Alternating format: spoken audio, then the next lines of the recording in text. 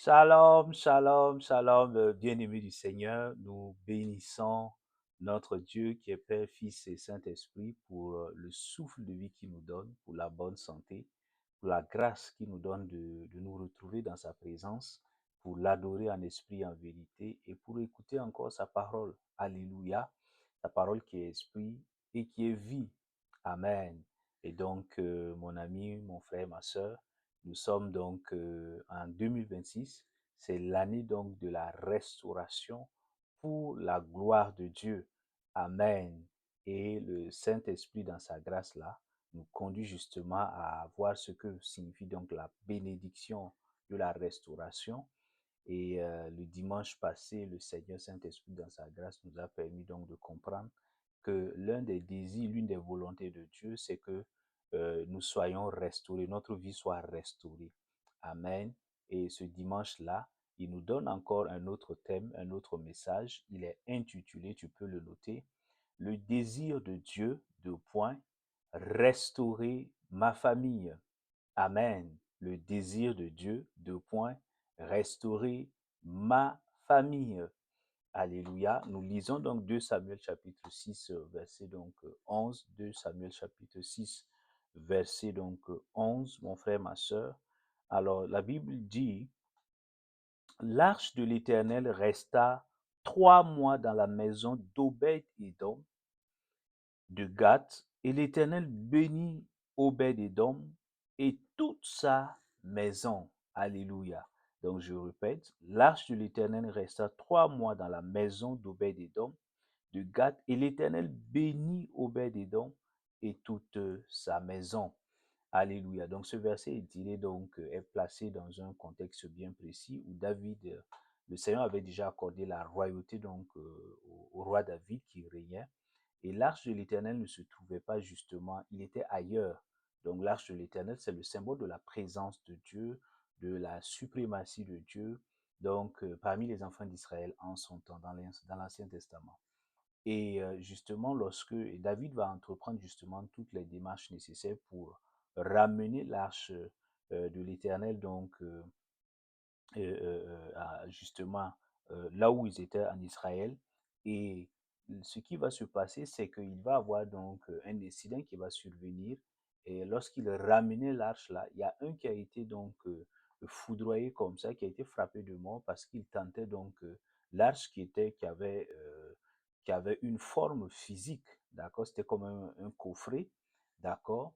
Et il y a eu donc, il était transporté en char par des bœufs, et à un moment donné, il y a comme un glissement et l'arche voulait tomber. Et là, il y a un donc de ceux qui accompagnaient là qui n'avait pas le droit de toucher à l'arche, qui a voulu donc justement et simplement aider pour que l'arche ne tombe pas. Et la Bible précise donc qu'il a été frappé de mort par le Seigneur. Et quand David a vu ça, il a vraiment eu la crainte du Seigneur. Il a dit, ben, s'il en est ici, est-ce que vraiment ça vaut la peine que l'arche de Dieu vienne dans ma maison, vienne vraiment dans ma famille? Et là, il va permettre donc que l'arche du Seigneur donc, aille dans une autre maison, dans la maison donc d'Obed-Édom. Et la Bible dit que quand l'arche est arrivée, et 3 mois après, et ça a duré 3 mois, d'accord, il a reçu donc l'arche de l'Éternel. La Bible dit que l'Éternel bénit pardon, Obed-Édom et toute sa famille et toute sa maison. Waouh! Tu entends mon frère, ma soeur? Donc cela veut dire que ce monsieur-là, il était là, il avait une famille, un enfant, une femme, des enfants. Et la Bible dit que c'est pas qu'il était maudit, mais certainement qu'il avait une qualité de vie qui n'a rien à voir avec celle qu'il aura quand l'arche de l'Éternel va être dans sa maison. La Bible dit que l'Éternel bénit Obed-Édom et toute sa famille. Donc ça veut dire que cette famille-là a reçu une bénédiction, la bénédiction de la restauration. Est-ce que tu comprends? Cette famille certainement vivait dans une situation qui n'était peut-être pas très enviable. Mais quand l'arche est entrée, quand la présence de Dieu est venue, ce qui s'est passé, la Bible dit que la famille a reçu la bénédiction de l'Éternel. Et dans le livre des Proverbes, tu le sais très bien, il dit que c'est la bénédiction de l'Éternel qui enrichit et elle est suivie d'aucun chagrin. Donc, il y a eu ici, donc, toute la famille de ce monsieur-là a reçu la bénédiction. en raison justement, grâce à la présence donc de l'arche de l'Éternel qui symbolisait la présence de Dieu. Est-ce que tu comprends? Donc, il y a eu donc, toute la famille a été bénie. Pas seulement le monsieur, le chef de famille, mais sa femme, ses enfants, et certainement ses employés qui étaient avec toute la maison, toute la famille a été bénie. Alléluia. Quelle bénédiction, quelle grâce. Amen. Et c'est la volonté du Seigneur pour toi et pour moi. En cette année, Dieu ne veut pas seulement bénir nos vies individuelles, Dieu veut bénir également nos familles. Alléluia.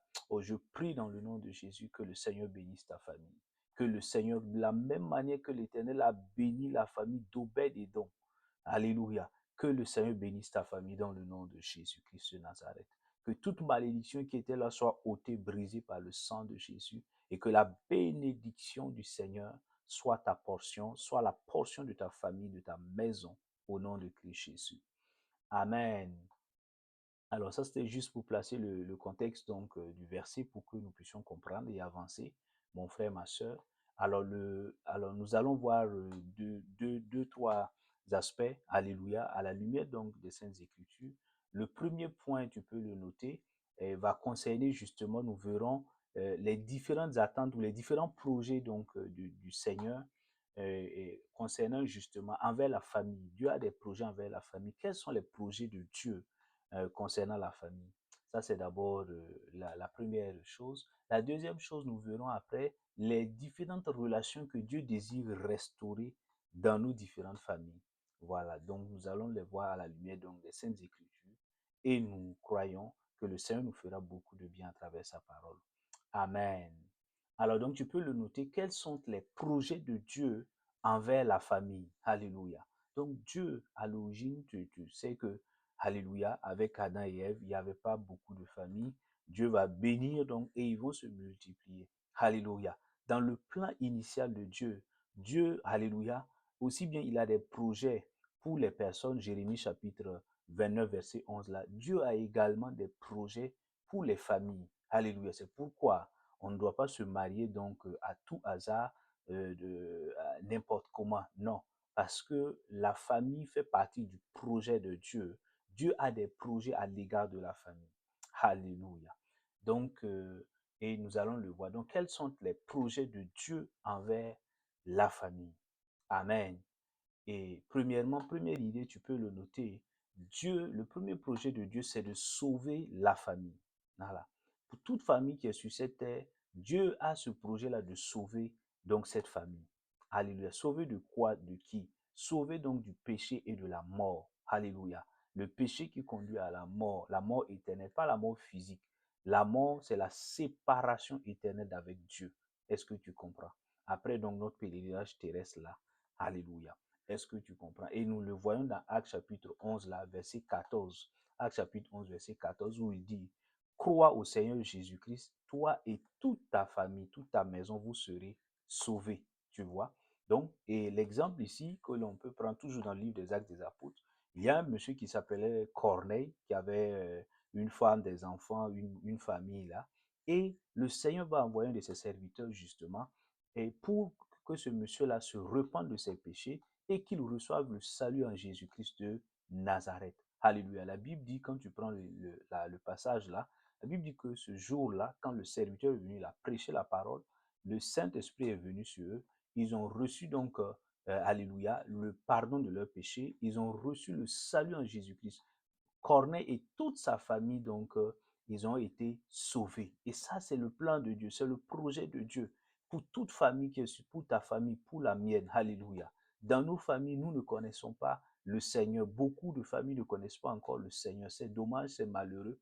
Mais le projet de Dieu, alléluia, c'est que ta famille et la mienne soient sauvées en Jésus-Christ. C'est que chaque membre de nos familles reçoive le salut en Jésus-Christ de Nazareth. Alléluia. Beaucoup sont dans l'idolâtrie, dans des religions vaines. Alléluia. Mais le projet de Dieu, c'est que nos familles soient sauvées. Alléluia. Oh, je prie dans le nom de Jésus que toi qui as eu la grâce d'être sauvé par le Seigneur Jésus, que cette même grâce vienne sur la vie de chaque membre de ta famille, qu'ils connaissent le Seigneur, que Dieu le Père les attire à Jésus-Christ de Nazareth et que le salut entre dans ta famille, que le salut embrasse toute ta maison.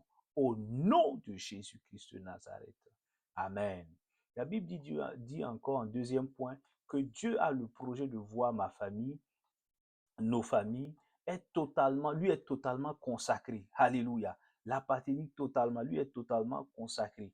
Et nous le voyons, amen, dans Jérémie, là, mon frère, ma soeur. Jérémie, donc, Jérémie, chapitre 31, là, mon frère, ma soeur, verset 1. Alléluia. Donc, qu'est-ce qu'il est dit dans ce passage-là? Il dit, en ce temps-là, oracle de l'Éternel, je serai Dieu pour toutes les familles d'Israël et ils seront mon peuple. Alléluia. Dans ce contexte-là, Dieu s'adressait particulièrement donc aux familles d'Israël, mais avec la mort et la résurrection du Christ-là, ce verset-là s'étend donc et embrasse toutes les familles de la terre.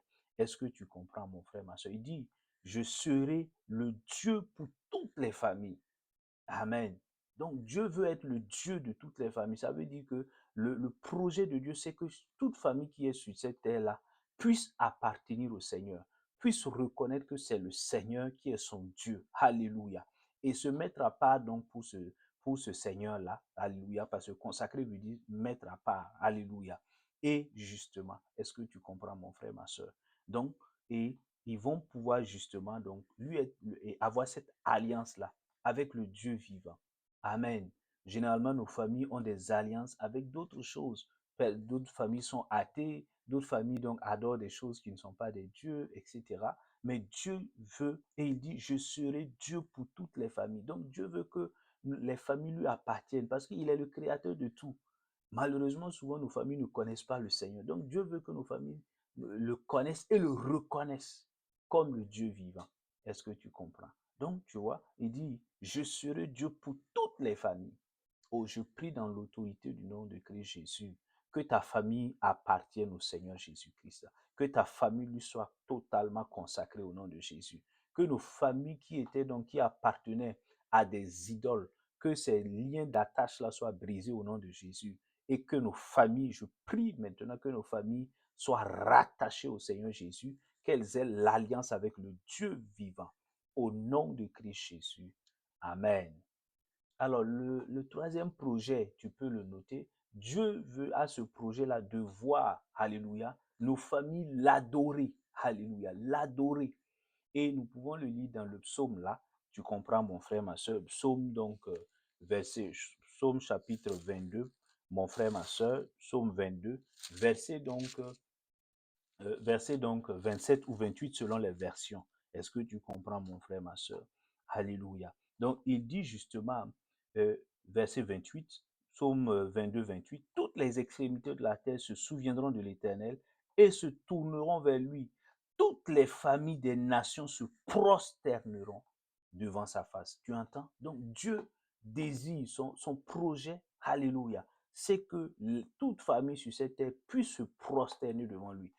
Alléluia, puisse l'adorer. Prosterner, c'est alléluia. Le mot adorer est venu de proskuneo, prosterner. Alléluia.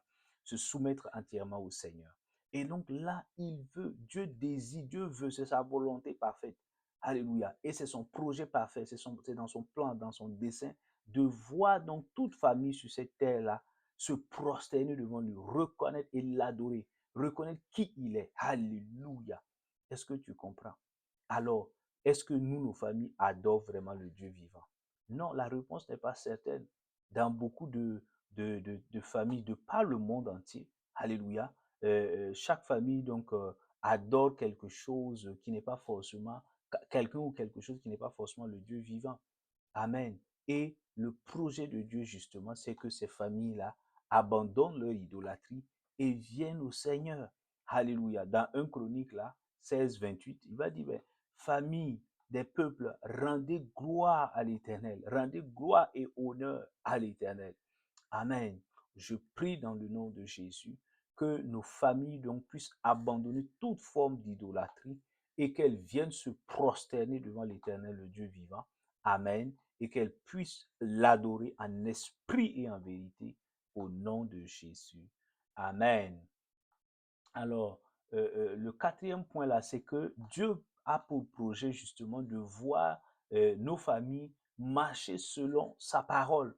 Amen. Une fois qu'on a reconnu que C'est Dieu qui est l'Éternel, le Dieu vivant. Il est l'unique. Il n'y a point d'autre Dieu comparable à lui. Le prochain projet de Dieu pour nos familles, c'est de voir nos familles marcher donc selon sa parole. Alléluia. C'est de pouvoir voir nos familles là éduquer les enfants, les petits-enfants selon la parole de Dieu, pas selon les vaines traditions humaines, pas selon les vaines cultures humaines, non, mais selon la parole vivante de Dieu. Est-ce que tu comprends, mon frère, ma soeur? Et donc, et il le dit clairement donc dans Jérémie, là, mon frère, ma soeur, Jérémie chapitre 2, verset donc, Jérémie chapitre 2, verset 4, il le dit clairement. Il dit, écoutez la parole de l'Éternel, maison de Jacob, et vous toutes, famille de la maison d'Israël. Tu entends? Voilà. Il dit, écoutez la parole, vous toutes, famille de la maison d'Israël. Donc Dieu interpelle ici, il s'arrête et il dit, écoutez la parole, recevez la parole, marchez selon la parole, obéissez à la parole. Alléluia. Et oui. Et Jésus lui dit, ben, l'homme ne vivra pas seulement de pain, mais de toute parole qui sort de la bouche de Dieu. Dans Matthieu chapitre 4, verset 4. Donc Dieu a pour projet que chaque famille, au lieu de se laisser conduire par des vaines philosophies donc, de ce monde-là, des philosophies souvent qui n'ont rien à voir avec Dieu, alléluia, et qui contredisent même Dieu, Dieu souhaite, Dieu a ce projet-là, désire profondément que nos familles puissent marcher selon sa parole, que nos familles donc puissent se laisser conduire par sa parole, la parole vivante, la Bible. Est-ce que tu comprends, mon frère, ma soeur? Amen. Parce que souvent, il y a tellement de problèmes dans nos familles, c'est parce que nous ne marchons pas selon la parole de Dieu. Alléluia. Je prie dans le nom de Jésus que le Seigneur nous fasse grâce et que nos familles puissent revenir à la parole de Dieu et puissent marcher selon la parole de Dieu au nom de Christ Jésus. Amen. La Bible dit cinquièmement que Dieu a pour projet de voir nos familles être fécondes. Alléluia. Et nous le voyons donc dans le psaume là, mon frère, ma soeur, le psaume 107, verset 41. Dieu parle. Dieu veut multiplier nos familles. Dieu ne veut pas qu'il y ait seulement une seule famille et le nom de cette famille va disparaître. Non, ce n'est pas ça le projet de Dieu pour la famille. Lorsque Dieu permet qu'un homme et une femme soient ensemble et aient des enfants, Dieu veut perpétuer, Dieu veut multiplier. Donc le psaume 107, verset 41, mon frère, ma soeur, il dit ceci. Il dit, l'Éternel multiplie les familles comme des troupeaux. Tu entends?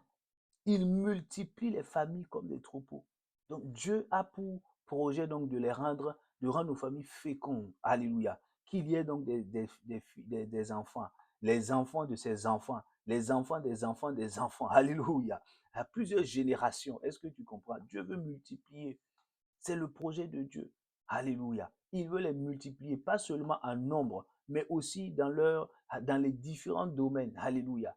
Dieu veut rendre féconde nos différentes familles, non seulement en termes donc de nombre, mais aussi donc en termes donc de qualité dans les différents domaines donc qu'on peut exercer. Alléluia. Lorsque les familles donc, souvent il y a des familles de médecins, des familles donc d'avocats, il y a des familles donc de ministres de Dieu. Donc Dieu veut multiplier. Dieu ne veut pas qu'il y ait seulement une famille par exemple, une famille de médecins et après, on ne voit plus de médecins. Donc Dieu veut continuer à rendre fécondes nos familles. Alléluia. Pas seulement sur le plan du nombre. Est-ce que tu comprends, mon frère, ma soeur? Je prie dans l'autorité du nom de Jésus que toute stérilité qui pouvait frapper donc nos familles soit anéantie au nom de Jésus, que cette malédiction soit ôtée au nom de Jésus et que la fécondité, la bénédiction de la fécondité, alléluia, vienne sur la vie de nos familles. Que le Seigneur multiplie nos familles dans le nom de Jésus-Christ de Nazareth. Amen. Et la Bible dit encore, tu peux le noter sixièmement, que Dieu a pour projet de voir nos familles être joyeuses, vivre dans la joie. Alléluia. Tu comprends? Deutéronome chapitre 14 le dit clairement. Deutéronome donc mon frère, ma soeur, Deutéronome, donc chapitre 14 là, verset donc 26 là, nous voyons Dieu qui dit clairement qu'il désire, alléluia, voir nos familles, alléluia, vivre dans la joie de manière perpétuelle. Donc Deutéronome chapitre 14, verset 26, mon frère, ma soeur, nous lisons le passage. Il dit là, Tu échangeras l'argent contre tout ce que tu désireras, gros et menu bétail, vin et liqueur, tout ce qui te fera plaisir. Tu mangeras là devant l'Éternel ton Dieu et tu te réjouiras, toi et ta famille. Tu te réjouiras. Tu entends? Donc, ce n'est pas la joie, la grâce de la joie, la bénédiction de la joie ne va pas seulement venir sur ta vie, mais Dieu désire que tu puisses te réjouir avec ta maison, avec ta famille. Amen. Donc, voici le projet de Dieu, c'est que nos familles puissent vivre dans la joie. Eh bien, est-ce le cas dans la réalité? Est-ce que nos familles vivent dans la joie? Non. Souvent, nos familles sont dans la tristesse, dans le découragement, dans des situations déplorables, souvent frappées par le deuil. Est-ce que tu comprends? Oui, profondément, certaines familles traversent des moments de dépression terribles. Alléluia. Ce n'est pas le projet de Dieu. Dieu dit, tu te réjouiras, toi et ta famille. Donc, le projet de Dieu, c'est que nos vies, nos familles là, puissent vivre dans la joie. Amen. Oh, je prie que cette grâce-là vienne et que soit palpable, soit palpable, tangible dans nos familles au nom de Jésus-Christ de Nazareth. Amen. La Bible ajoute encore, septième point, que Dieu a pour projet de voir nos familles vivre dans l'abondance, dans l'abondance. 1 Roi chapitre 17, verset 15, là, tu connais bien l'histoire avec la veuve et le prophète Élie. Alléluia. Lorsque justement il y a eu le temps de famine là, Dieu a envoyé donc le prophète chez la dame là.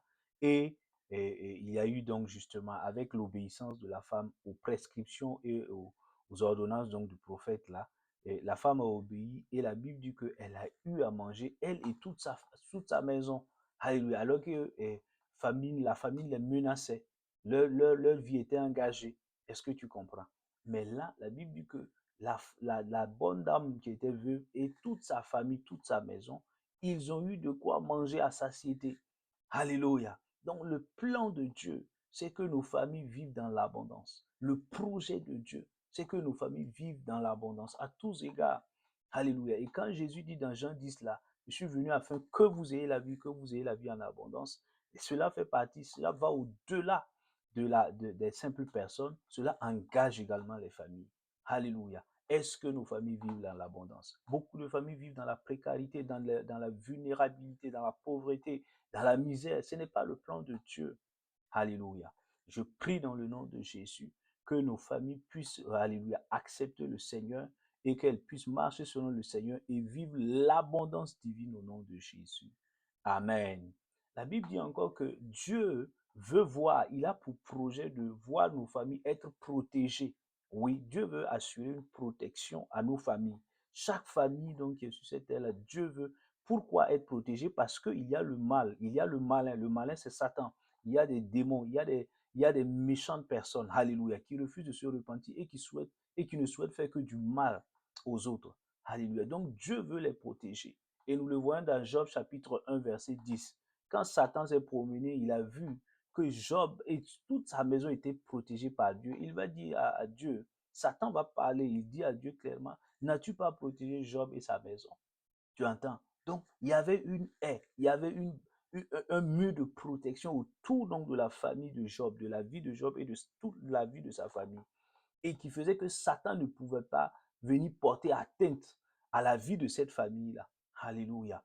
Donc, mais est-ce que nos familles sont en sécurité? Est-ce qu'elles sont protégées?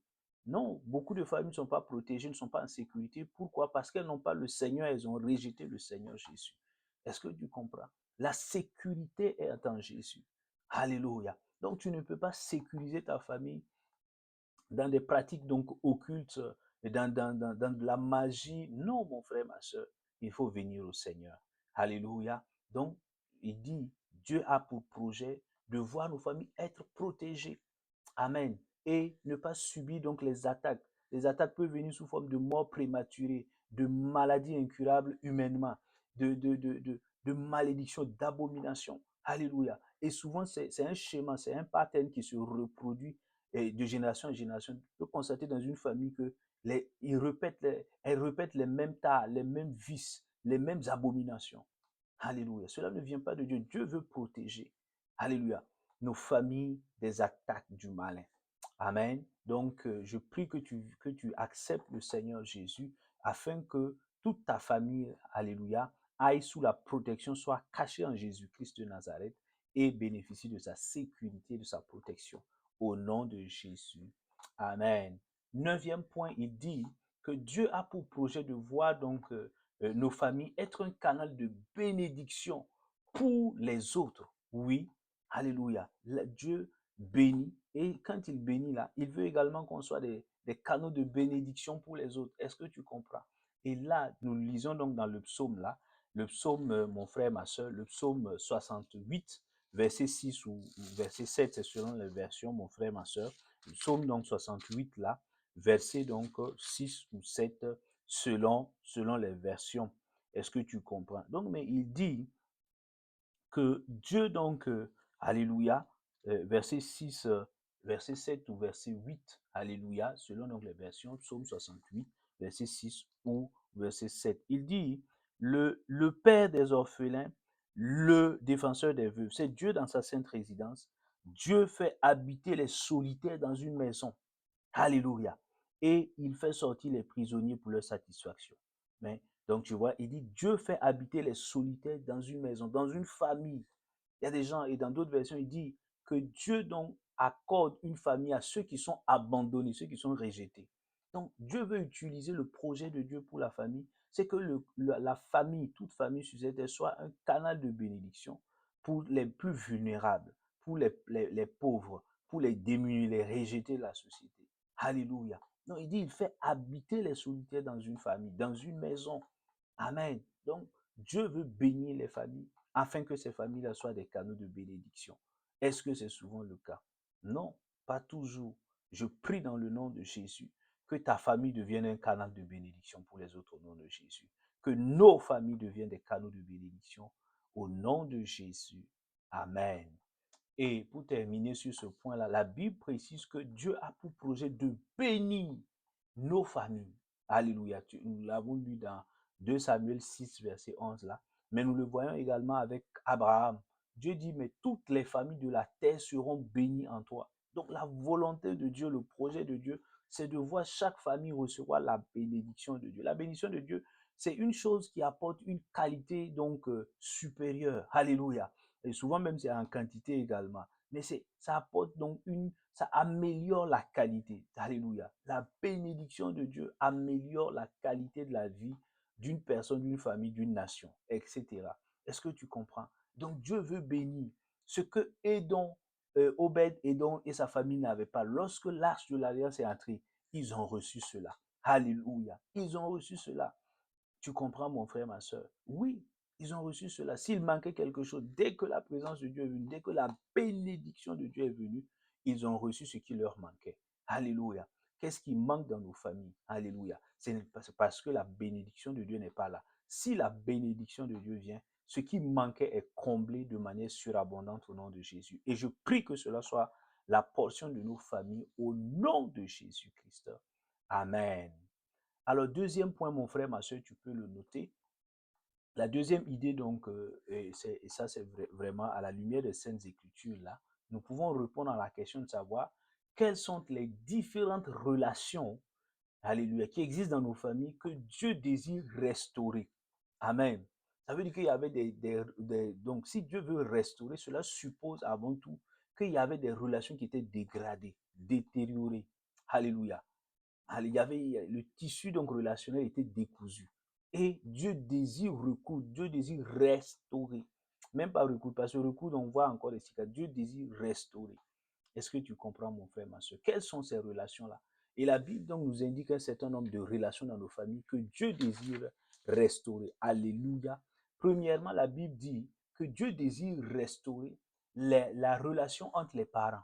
Oui, parce qu'une famille, ça commence d'abord avec un père, une mère. Est-ce que tu comprends? Donc, Dieu est généralement, alléluia, et nous le voyons, Marc chapitre 3, verset 25. Marc chapitre 3, verset 25, Dieu dit, Jésus dit là-bas, il dit, mais si une maison donc est divisée, alléluia, comment elle peut subsister? Si elle est divisée, comment elle peut subsister? Si un père et une mère sont dans des divisions, dans des querelles, dans des violences, alléluia, comment cette famille-là peut vivre dans la paix, dans l'harmonie?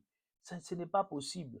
Est-ce que tu vois? Et qu'est-ce que nous constatons? Nous constatons souvent que la paix et la mère, pardon, et le père sont généralement justement, sont divisés, sont souvent très divisés. Il y a de profondes divisions entre les parents qui ne s'entendent pas, qui passent le temps à faire des querelles les uns envers l'un envers l'autre.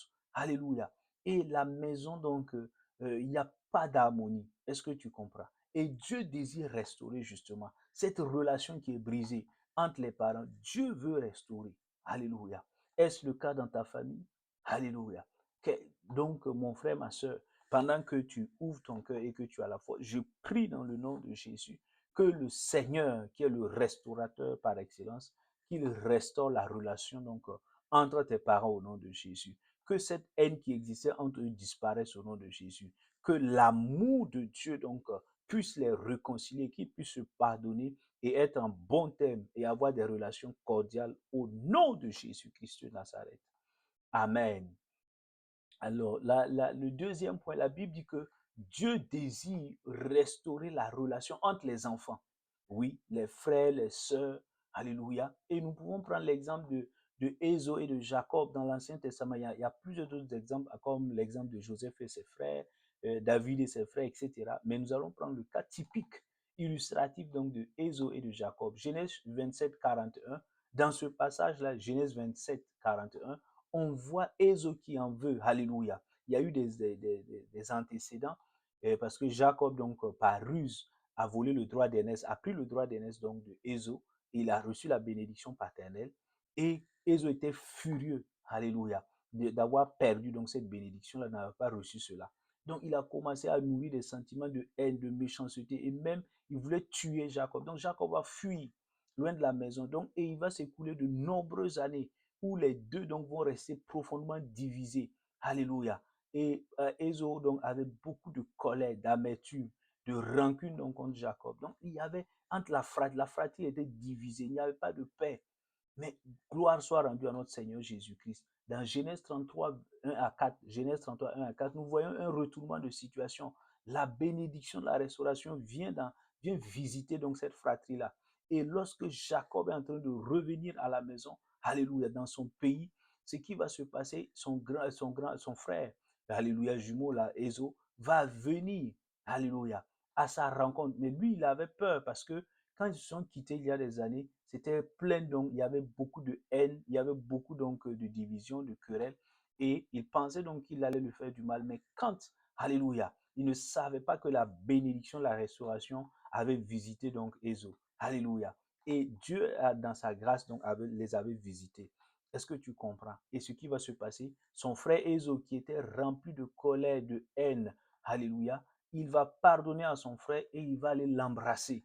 Est-ce que tu comprends? Il va aller l'embrasser et la réconciliation va revenir. L'amour va revenir. La paix de Dieu va revenir entre cette fratrie qui était divisée. Quelle grâce et quelle bénédiction.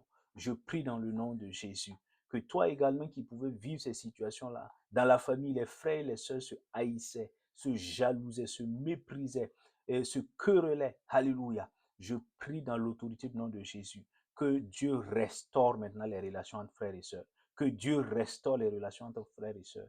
Au nom de Jésus. Amen. Et la Bible, pour terminer, précise donc que Dieu désire restaurer la relation entre parents et enfants. Oui, souvent entre père et fils, les relations sont très tendues. Entre mère et fille, les relations sont très tendues. Ou vice-versa, ça peut être père-fille, mère-fils. C'est très tendu, il y a des divisions, il y a de la colère, il y a de l'amertume, de la rancune, des choses se sont passées et il n'y a pas de pardon. Alléluia.